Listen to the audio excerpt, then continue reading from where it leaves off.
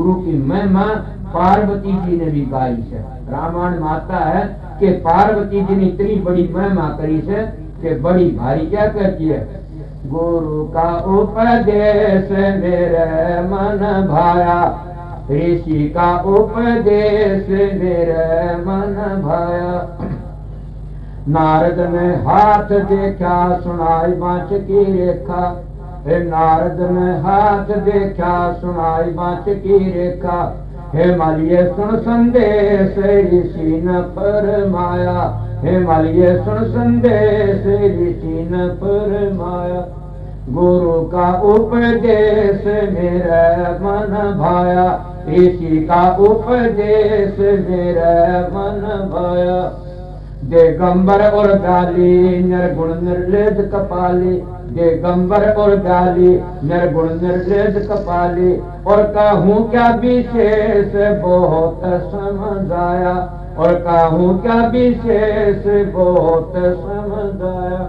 गुरु का उपदेश मेरे मन भाया, ऋषि का उपदेश मेरे मन भाया। हाथ देखी कहता नारद ने हाथ, रेखा में ऐसा बर है जिसका ना घर जर है, रेखा में ऐसा बर है जिसका ना घर जर है। अमंगल भेष नगन है काया, अमंगल भेष नगन है काया। गुरु का उपदेश मेरे मन भाया, ऋषि का उपदेश मेरे मन भाया। गुरु नारद के वचन पालूंगी, गुरु आज्ञा नहीं टालूंगी, नारद के वचन पालूंगी, गुरु आज्ञा नहीं टालूंगी। सहजूंगी कठिन कलेश करेंगे गुरु दया, सहजूंगी कठिन कलेश करेंगे गुरु दया। गुरु का उपदेश मेरे मन भाया, ऋषि का उपदेश मेरे मन भाया। गुरु नंदा कर पाखंडी नो बोला काग भुसंडी, गुरु नंदा कर पाखंडी नो बोला काग भुसंडी। तुम सुनियो कथा खगेश गुरु नंदक पछताया, तुम सुनियो कथा खगेश गुरु नंदक पछताया। गुरु का उपदेश मेरे मन भाया, गुरु का उपदेश मेरे मन भाया। अब थोड़े से शब्दों में बताया गया कि पार्वती ने इतनी बड़ाई करी अपने गुरु की नारद की कि मेरे गुरु की मैं क्या कहूँ। अगर गुरु की निंदा सुनने वाला का क्या कही, गुरु निंदा सुनिए न काना पाप लगे वो काटवाना।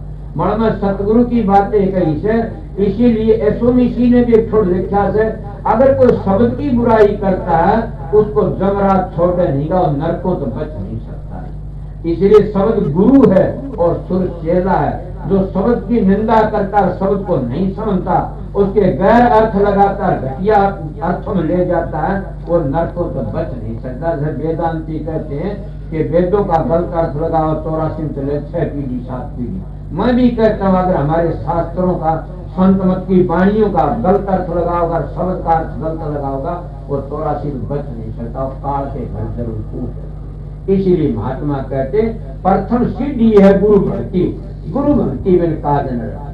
गुरु भक्ति दृढ़ की करो पीछे और ऊपर, बिन गुरु भक्ति मोद कबूल काट जाता। मोटे बंधन जगत के गुरु भक्ति से काट, जीने बंधन चित्त के कट नाम पड़ता। मोटे जबलग जाने जीने कैसे जा, ताते सबको चाहिए नित्य गुरु भगत कमा। अब क्या ताते सबको चाहिए नित्य गुरु भगत कमा। एक जन्म गुरु भक्ति कर, जन्म दूसरे नाम, तीसरे मुक्ति पदर, चौथे मंदिर धाम। ये संतों का मार्ग है, एक बार का नहीं है, 4 युगों की 4 जन्म की बात ये है। इसी जिंदगी में 4 हिस्से बना ले समझिए। जैसे सनातनी कहते, सन्यासी कहते,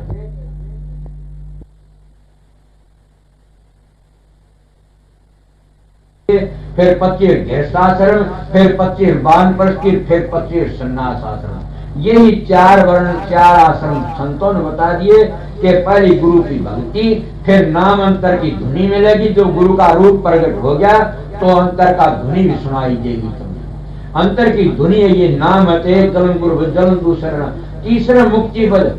जब वो नाम की ध्वनि सुनते हुए और हम आगे शब्द में चले जाएंगे तो 10वें द्वार का शब्द है हिंदू उसमें मुक्ति पद कहते, हम नहीं कहते। संत मत उसको कहता है एक जन्म गुरु भज जन्म दूसरा तीसरा मुक्ति चौथे में निज धाम कि चौथा है वो निज धाम है। कहाँ है वो? सतखंड का आगा नामी धाम है। उसको सब संतों बेअंत बेअपार बेअंत कयास है। उस बेअंत में जब चले जाते हैं हम बावड़ की आते हैं सतलोक से नीचे नीचे 84 का फेरा स्वर्ग बैकुंठ मिलते हैं। दान पुण्य करो स्वर्गो बैकुंठ में चले जाओगे, होम यज्ञ करो स्वर्गो बैकुंठ से। मुक्ति तो नाम तो होगी, नाम संतों के पास है, वो तुम्हारे अंतर में वो भेद दे देते। नाम क्या? उस शब्द, उस शब्द की कमाई तो होगी। जब तक शब्द की कमाई नहीं करोगे हम अपने घर पहुंच नहीं सकते न। तो इसीलिए आप लोगों थोड़ी बातें बताए, करो तो थारी मर्जी, न करो तो थारी मर्जी। गुरु का हुक्म था, उनकी ड्यूटी थी, उनकी ड्यूटी बजाता हूँ मैं। न को योगी हूँ न को महात्मा, उनकी दया है। ये जो अपने सदर हुई बातें को अगर आ जाती बता देता हूँ, पढ़ा लिखा हूँ न विद्वान हूँ, मैं तो सीधा साधा बंदा हूँ। आपकी सेवा में आया, इतनी बार गलत हो तो फिर मेरे पास मत आना, मेरा मुंह न देखना। अगर असलियत हो समझ में आई और मन को शांति मिले फिर मेरे पास आ जाना। मैं ये नहीं कहता न कि गुरु को नोट चढ़ना, ये तो दोगे वैसा लोगे। गुरु को चढ़ाना वो चीज चढ़ाओ क्या? गुरु के पास में ये पढ़ करके जाओ 1 घंटे 2 घंटे हम सुमरण कराया करेंगे, भजन कराया करें, ध्यान कराया करें। गुरु से ये चीज है। इसीलिए संता दरबार में जाइए मारिए कोट कर्म कट जाए।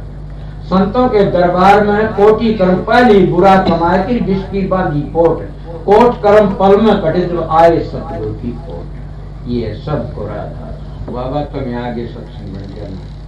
सत्संग तो सर्वथा तो बढ़ता है। जब दुकान चलती है ना तो दुकान में बैठा है छोटा गायक आता है, दूसरे मालिक नहीं आता, वो नौकर चाकर बेचते।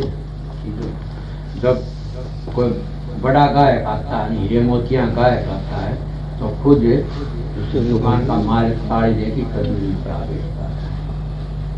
तो एक आधा होता गायक आपने आए तो आपके आधार पर सत्संग हो गया। आप लोग बताया मैं पूछा जो अमृत छकना इसको कहते हैं कि जिसकी सुर सतलोक में, इसको कढ़ाया कहते हैं। सतलोक चलो कट गया, संसार से काटा लकड़िया ये कहते वो तो हमें अमृत छकते रहते हैं। अमृत तो छक्या जाता है इसकी सुर सतलोक में। ये सतलोक में बैठ के रैदास ने हिपाजी को अमृत दिया था, सतलोक में बैठ की नानक साहब को अमृत बांटा था।